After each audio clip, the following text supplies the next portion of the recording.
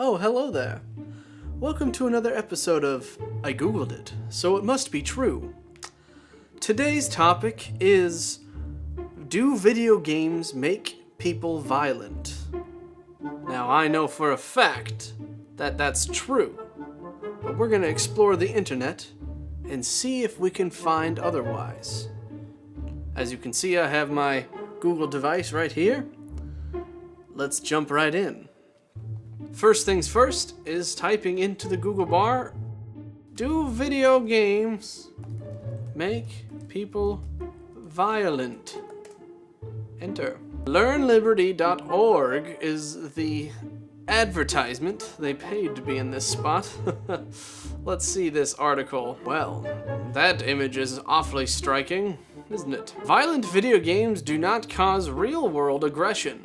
It would seem my faith is already being shaken. Let's continue.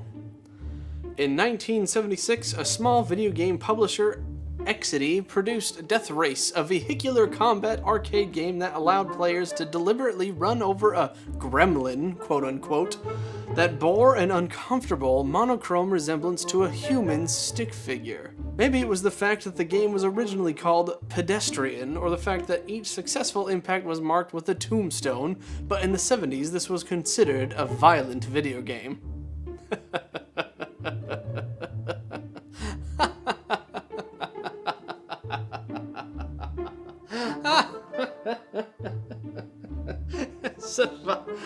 It's a violent video game. Would you look at that? Would you look at that blood-curdling action? Oh, God! Oh, Jesus, he's gonna run over the gremlin! He's gonna run him over! First, let us dispense the myth that we can casually link video games to mass shootings. Yet, many mass shooters play violent video games extensively. However, the number of people who commit mass shootings is so small that this data point is uninformative. Moreover, the vast majority of people who regularly play violent video games will refrain from engaging in any real physical violence, let alone commit mass murder. It would seem that there's even more to this article. There is no correlation either. Setting all that aside, there is an additional excellent reason to reject the video game aggression hypothesis.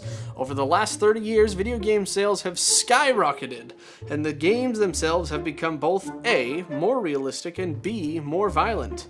Yet, over the same period, in Western countries where games are widely available, violent crime has decreased substantially. In fact, when Death Race was introduced, the homicide rate in the US was roughly twice what it is today.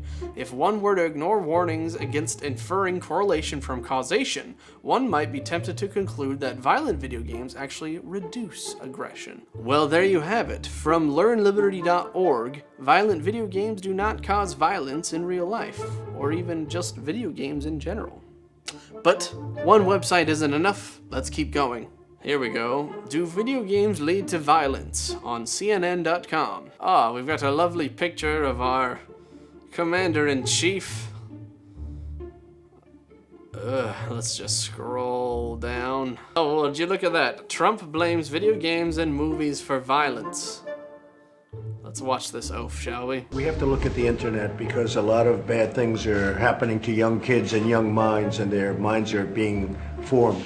People say the level of violence on video games is really shaping young people's thoughts. And maybe they have to put a rating system for that. You get into a whole very complicated, very big deal that maybe that's another thing we're going to have to discuss. And a lot of people are saying it. A lot of people are saying it, says the president. A lot of people. Okay, let's see how many people are saying that video games cause violence. Are you ready for this?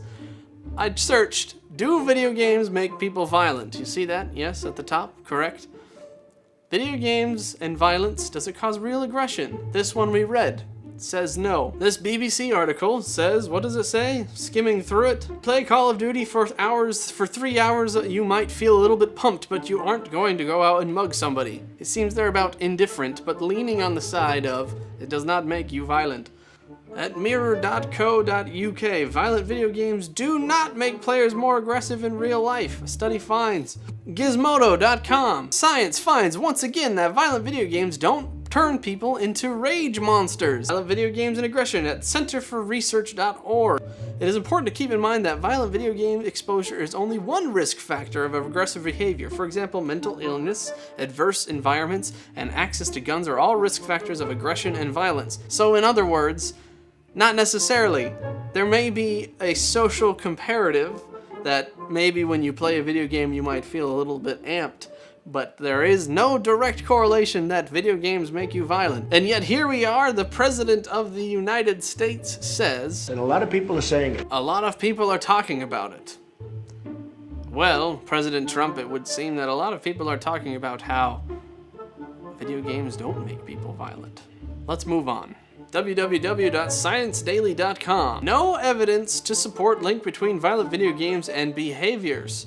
Summary: researchers have found no evidence to support the theory that video games make players more violent. This was conducted on January 16th, 2018. Seems legit? Well, I say we should end the video there. It would seem that video games do not make people more violent.